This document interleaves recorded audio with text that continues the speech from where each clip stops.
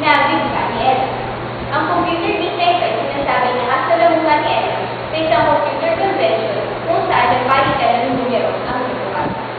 Itapon natin ang pangalan ng computer detail o sa pangalang Martha. Narinig niya ang usapan ni Ella at iyan-ina ukol sa isang di umano'y pinapatao, pinapaligid at pinapatay ni Ella kay Ian. Pakinggan natin ang usapan. Hello? Hello, si Ella to. Oh, Ella, kamusta? Nasa ka na? Andito na, kakarating lang. Pero teka, nasa na ba? Nandyan ka na ba? Oo, kanina pa. Kanina ko pa kita hinihintay kanina ko pa hinihintay yung tawag mo. Anong gagawin ko dito? Ligpitin mo muna. Teka, patayin mo ng maayos. Siguraduhin mo na walang makakita sa'yo pag linigpit mo yan. Mahirap na lagot tayo pag may nakakita. Bilisan mo ha. Babalikan ko sa Makawalawa sa may bahay namin sa Tondo, okay? Oo, sige, okay na. Salamat. Basta, kung may mangyaring kaguluhan, dapat wala na yan dyan ha. Delikado kasi. Oo naman, mapagkakatiwalaan mo ako. Okay. Okay, bye-bye. Bye-bye. Ma'am, ano po masasabi niyo sa alegasyon na may pinapatay ni Ella?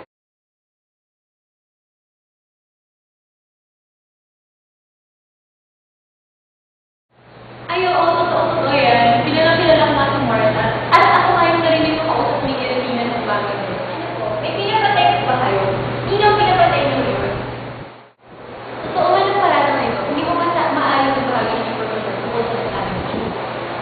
Unang-una ang kanyang pag-wire tap ay isang paglabas sa right to privacy o yung Republic Act 4200 o yung Anti-Wire Tapping Act. In short, mali yung ginawa niya.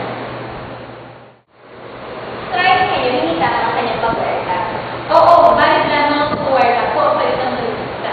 Ngayon, ako ba yung terorista? No! Wala akong ginagawang karahatan o panggugulo sa pag-aari o panggugulo sa buhay ng isang sibilyo. Wala ko intensyon na sinikahan ng buhay. Meron po tayo po. Hello po. Hello? Hello, kanina po ay may nabanggit kayo na issue tungkol sa privacy. Sa visa at pag-wiretap. Ang aking tanong po ay malayo sa issue ng inyong usapan sa recording.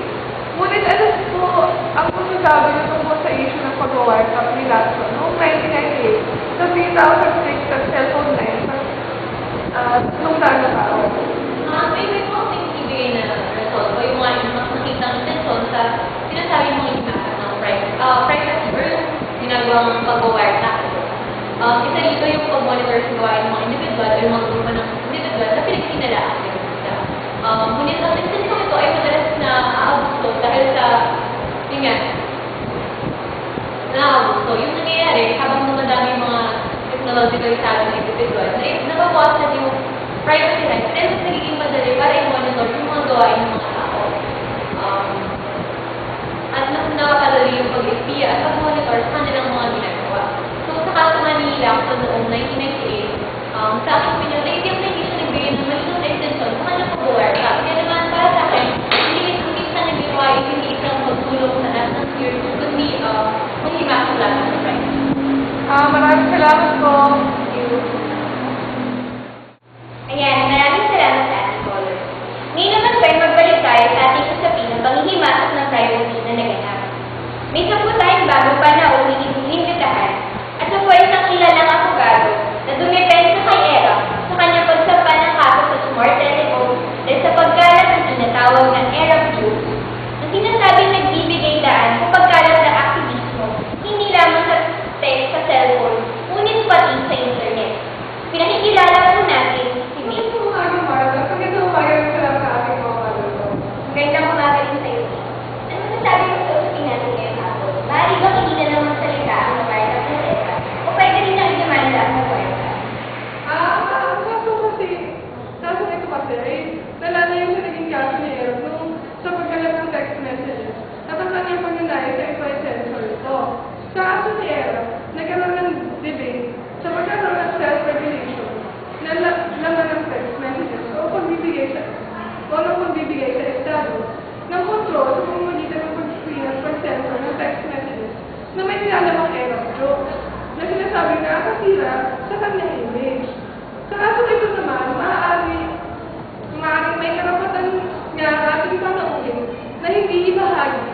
Ang naganap, natututo siya na nawartap. Ngunit, sa kasong ito, kailangan natin konsidera ang background na aming panagutin. Bilang kamag-anak ng pangkatuan, kapag napatunayan na may angular counterterrorismo, ay maaaring suriin ang sinasabing pagdusa. Ayun, sa ngayon ko na hanggang kapag hindi napapatunayan na may angle of terrorismo ay ang hindi maaaring i-disclose yung pinag-usapan sa pag-warta. Dahil kung gano'n na mangyari, ito yung magiging isang invasion of privacy. So kung sakaling napatunayan na may angulo ito ng terrorismo, piling ka bang ibahagi ang mga nilalaman nito? Oo naman, sa ngayon nga, dahil kung ako yung nagsabi ng nilalaman nito, may hahambing na lang sa ginawa ng network na lumihimasok ng privacy. Tulad nung